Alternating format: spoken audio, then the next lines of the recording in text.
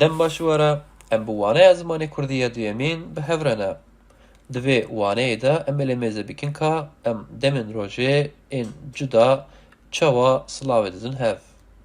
Mijara me ya duyemîn ew e ku em ê çawa hev nas bikin. Ango hevnasên. Di vê vîdyoyê de hindik û ji destê me tê em ê bi mînakên cuda mijarê fêm bikin. Werin em lê mêze bikin ka em çawa dibêjin û çi dibêjin.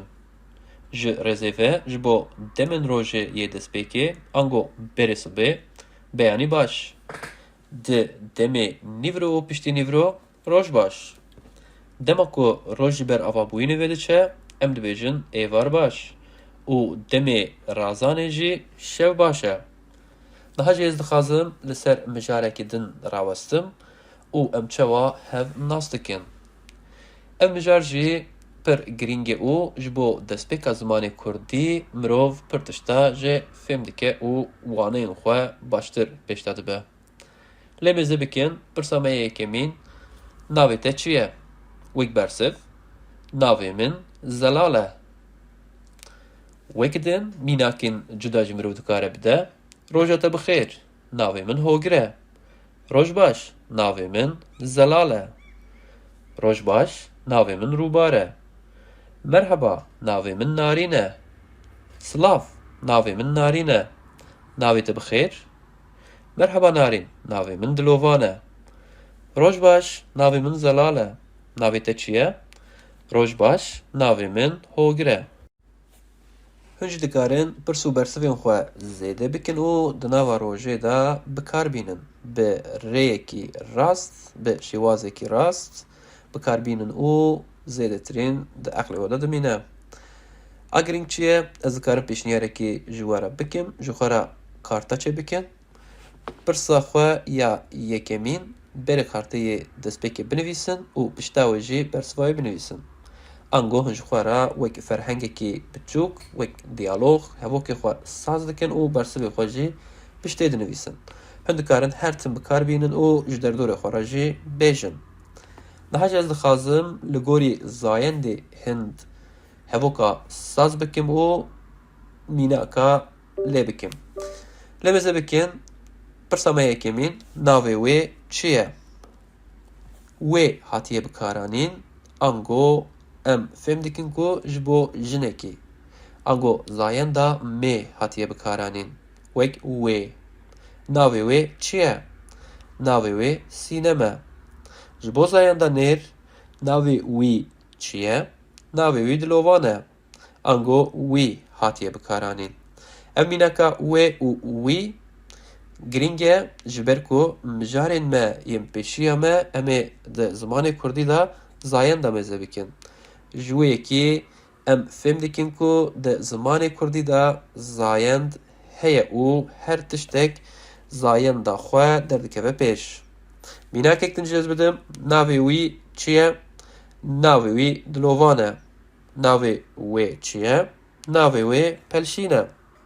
Niha ji mijara sêmîn ez dixwazim cînavkên kesane ên tewandî bi we bidim nasîn. Gelo cînav çi ye? Destpêkê em vê peyvê an jî têgehê fêm bikin û pê de biçin. Lê mêze bikin cînavkên kesane yên tewandî min, te, wî, wê, me, we û wan. Cînavk di wê wateyê ku peyvên ku ciyê nav digirin. Wekî di gotinê de jî derdikeve holê cî nav. Ango ciyê nav digire. Ez mînakekî li ser vê bidim. Mînaka me ya destpêkê ji bo min.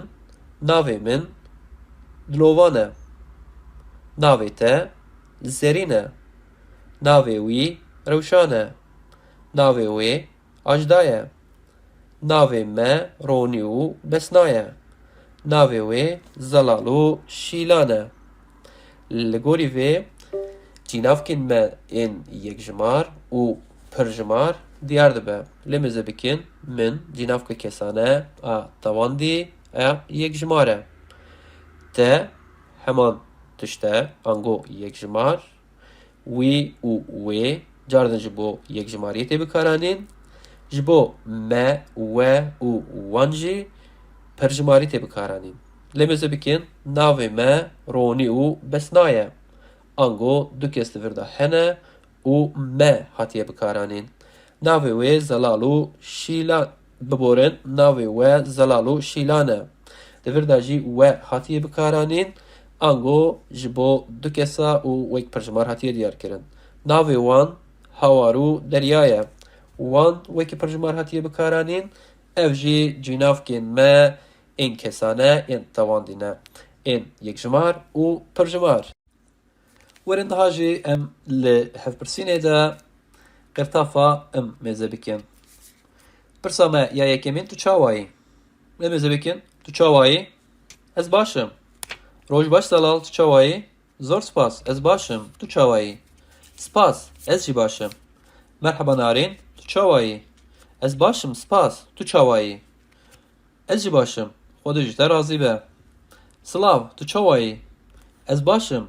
Halê te çi ye? Ez jî başim. Mala te ava. Avatir be. Beyanî baş Hogir tu çawa yî? Beyanî baş Zelal ez başim spas. Tu çawa yî? Ez jî başim spas. Ev hevala min e. Navê wê Sînem e. Dem baş Sînem tu çawa yî? Spas ez başim. Sînem tu ji ku derê yî? Ez ji Çinarê me. Ez bi nasîna te pir keyfxweş bûm. Ez jî. Lê mêze bikin qirtafa me ya em çawa hatiye bikaranîn di kîşan rewşê de tê bikaranîn.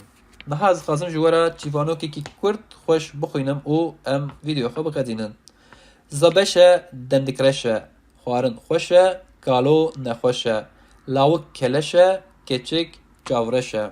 Heta vîdeoyekê din bimînin di nava xêr û xweşiyê de. Ji bîr nekin, Kurdî bixwînin, Kurdî binivîsin û Kurdî biaxivin. Kurdî rabin û rûnin. Dema xweş jiyana we bila bi Kurdî be.